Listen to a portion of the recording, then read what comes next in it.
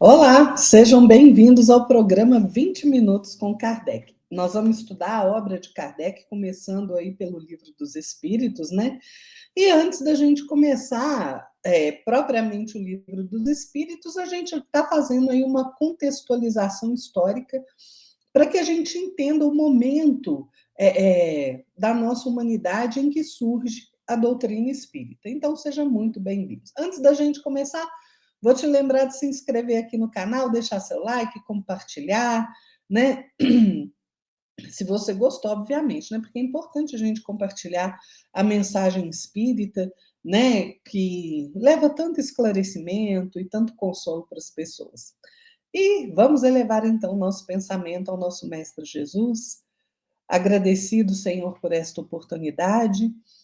Pedimos a sua inspiração, o seu guiar amoroso, direcionando o nosso pensamento, a sua presença amorosa, hoje e sempre, Senhor. Esteja conosco, assim seja. Bom, como nós falamos no programa anterior, a gente estava falando aí de um pouquinho antes do surgimento da doutrina espírita, né? A gente está lá no século XVIII, né? Falamos aí do movimento iluminista, da Revolução Francesa, né? E paramos aí justamente, né? Na questão da Revolução Francesa, que ocorreu aí de 1789 a 1799, né?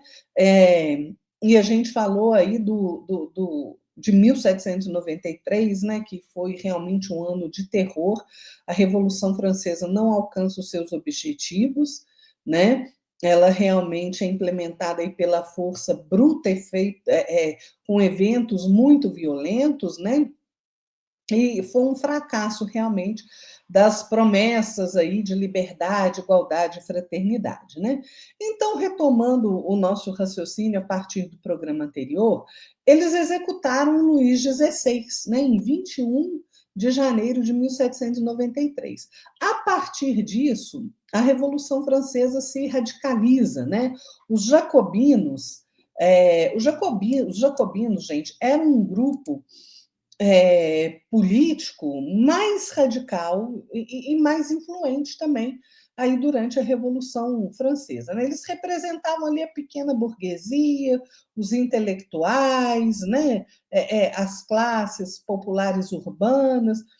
O nome jacobino, né, de forma interessante, ele surge porque eles tinham por hábito se reunir aí no convento de monges dominicanos que na França eram chamados jacobinos, né? Então, eles tinham realmente um radicalismo muito grande, né? Tinham dois grupos principais, né? Os jacobinos e os girondinos, né? Que eram mais moderados realmente, mas os jacobinos defendiam uma república que tivesse ali somente o voto masculino, né? Mas que esse voto fosse universal, independente da renda, né? Acreditavam na centralização do poder, ou seja, um Estado realmente centralizador, forte, para garantir aí as conquistas da dita revolução e combater os inimigos internos e externos, né?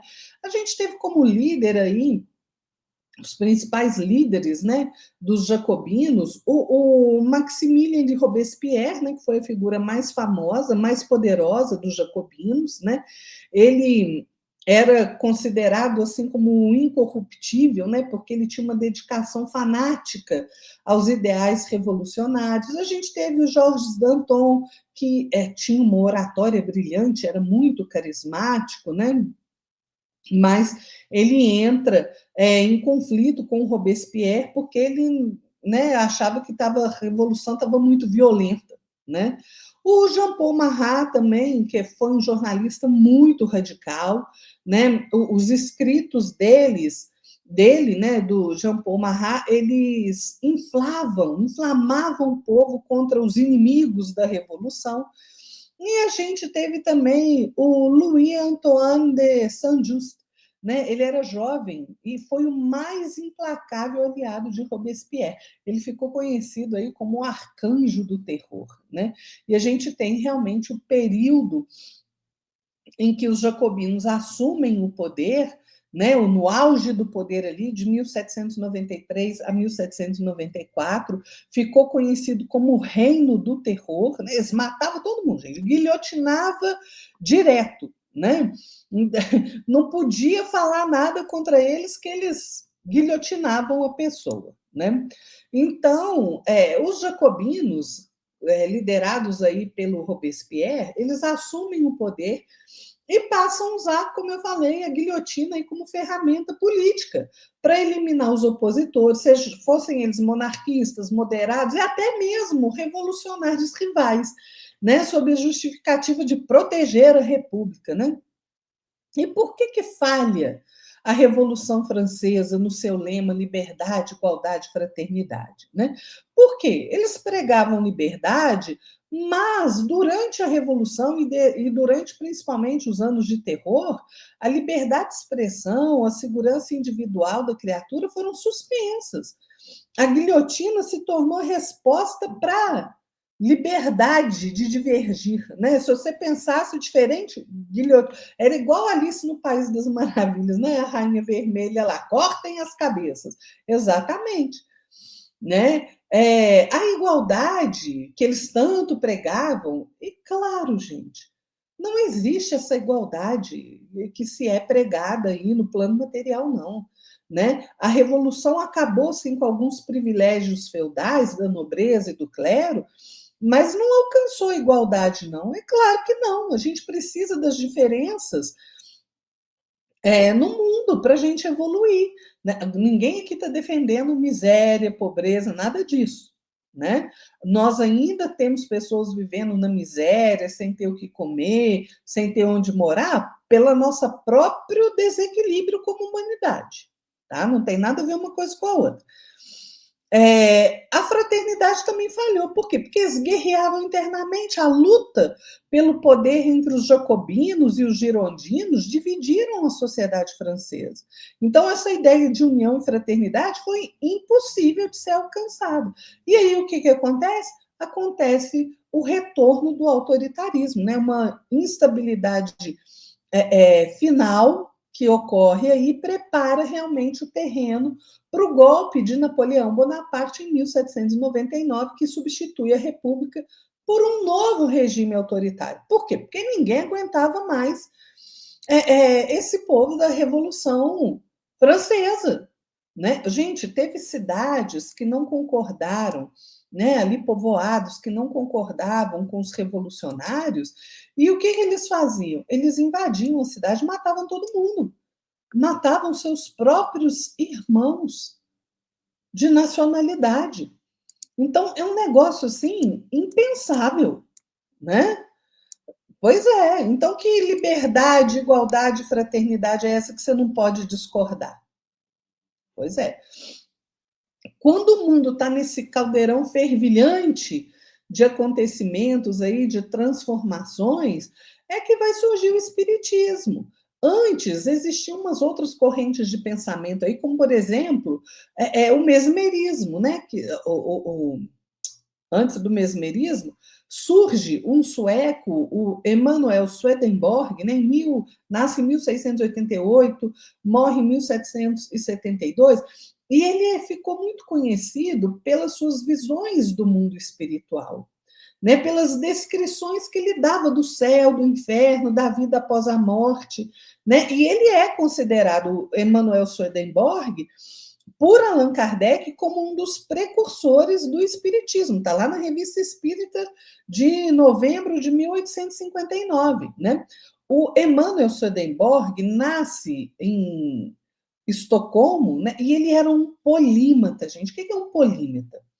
Um polímata é uma coisa que a gente quase não vê hoje, né?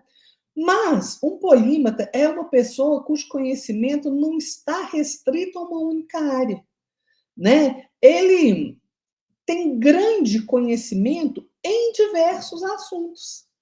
né?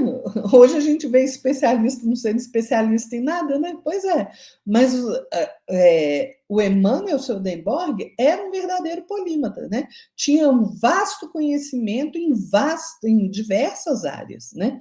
Ele era espiritualista, ele se destacava como cientista, como inventor, como filósofo, né? Nós vamos ter também, né, eu adiantei o carro aí, mas a gente vai ter o Franz Anton Mesmer, né, o mesmerismo, trazendo o mesmerismo, né, ou o magnetismo animal, que era uma teoria e prática terapêutica, né, que foi criada aí no final do século XVIII, pelo Mesmer, né, e ele acreditava que existia um fluido magnético invisível que permeava o corpo humano, cujo desequilíbrio causava as doenças. E ele utilizava, então, passes magnéticos com as mãos, né, buscando aí reequilibrar essas energias e curar os pacientes. Veja, o mesmerismo, ele não surge isoladamente.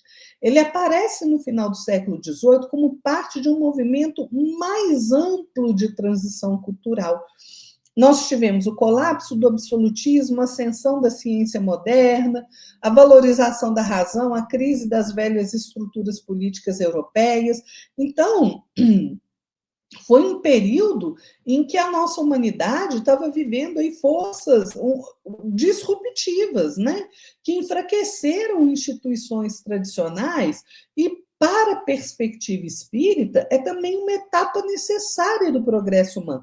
Por quê? Porque rompe dogmas, né, que impediam aí o debate franco sobre a alma, sobre a natureza, sobre a causalidade, né? O Mesmer, quando ele fala de fluido magnético, né, ele ainda não possuía o rigor conceitual que o Espiritismo mais tarde ofereceu, né? Mas a teoria de Mesmer abriu brecha, né? Retirou o fenômeno do campo exclusivamente religioso e colocou ele ali num limiar entre ciência e espiritualidade.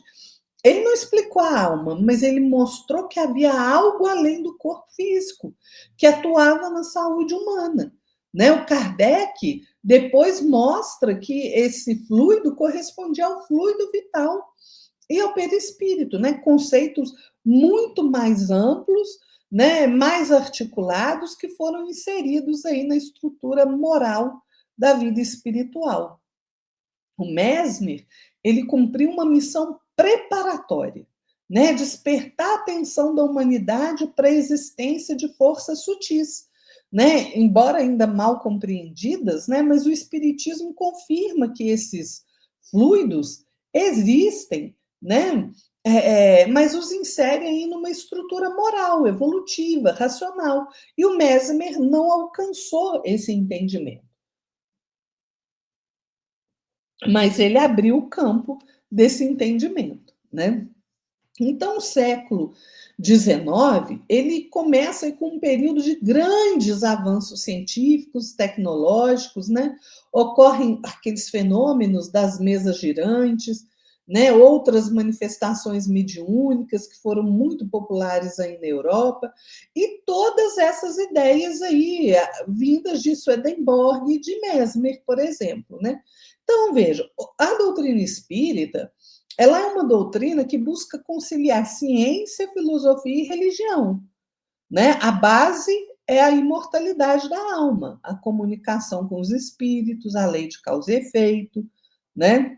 Então nós temos que historicamente aí o século XIX é marcado sim por convulsões sociais, políticas. Muitas revoluções aconteceram na Europa que abalaram a ordem tradicional das coisas aí e também trouxeram consigo avanços e também excessos de toda a ordem, né? Tanto produziu avanços quanto excessos, quanto violência, né? Então, esse período enfraqueceu, por exemplo, aqueles fundamentos sociais antigos, substituindo esses fundamentos por novas ideologias, né? E claro que a doutrina espírita ela não nega esse cenário turbulento. Ao contrário, né? Vê neste cenário turbulento um campo fértil para uma renovação espiritual necessária, porque a humanidade já não aceitaria revelações que se apresentassem sob a forma de dogmas, né? Então a doutrina espírita precisava surgir num ambiente de liberdade de pensamento, onde a ciência, a filosofia, a religião pudessem dialogar. Então, por isso a importância de alguns movimentos, apesar dos seus erros, mas movimentos como o iluminismo, que questionaram os abusos de poder, que estimularam a busca individual pela verdade, né? Então, mas a gente tem uma coisa, né, gente? Se por um lado alguns iluministas foram espíritos reformadores, né, encarregados aí de abrir o caminho intelectual, alguns se perderam no caminho, assim como foi a questão do positivismo, né? O positivismo negava Deus, né? Então, todos esses fenômenos das mesas girantes, eles descortinaram para o grande público a possibilidade de uma ação espiritual direta. Swedenborg, Mesmer e outros tantos precursores aí foram instrumentos parciais, com missões limitadas, porque eles prepararam progressivamente o terreno moral e mental da humanidade. Então, o fio condutor desse período é o entendimento de que Deus age por etapas, respeitando o grau de maturidade dos povos. Quando Kardec surge, a Europa já vivia um ambiente mental mais propício. Tinha a curiosidade, já havia debate científico, tinha uma efervescência filosófica, né, uma abertura para ideias não tradicionais. Né? Então, o século XIX ele foi escolhido porque a humanidade já possuía estrutura intelectual para investigar o invisível, sem cair na superstição. Né? O Kardec era um espírito preparado, reuniu elementos aí dispersos, como o magnetismo, a moral cristã, a observação científica, a tradição filosófica, e organizou isso tudo num corpo de doutrina coerente. Então, o Espiritismo ele nasce como fruto da bondade superior do nosso Pai, né? Um presente espiritual realmente concedido no momento histórico em que a sociedade podia assimilá-lo, né? Então, o espiritismo ele não se opõe à ordem moral tradicional. Pelo contrário, ele resgata princípios éticos, familiares, espirituais que ficaram aí fragilizados pelas revoluções e pela crescente materialização da vida moderna, né? Como eu disse, essas ideias de que você não precisa de Deus, por exemplo, que o homem é o centro de tudo, né? Então, o espiritismo vem resgatar o pensamento realmente de Deus, né? Da vontade divina. Então, a doutrina espírita afirma para nós uma responsabilidade individual, de disciplina interior, de dever moral, de justiça divina, de progresso pelo trabalho, que são valores essenciais que muitas correntes revolucionárias tinham relativizado, né? Então vejam como é importante a gente compreender realmente o contexto histórico para entender por que o espiritismo surge quando ele surgiu, né? O mundo estava aí em grandes transformações e nem todas as transformações eram boas, né? Muito materialismo, muita negação de Deus, muitos equívocos com os valores realmente conquistados pela nossa humanidade. Então a gente fica por aqui. Voltamos na próxima semana aí com mais um programa 20 minutos com Kardec. Até mais, pessoal. Tchau.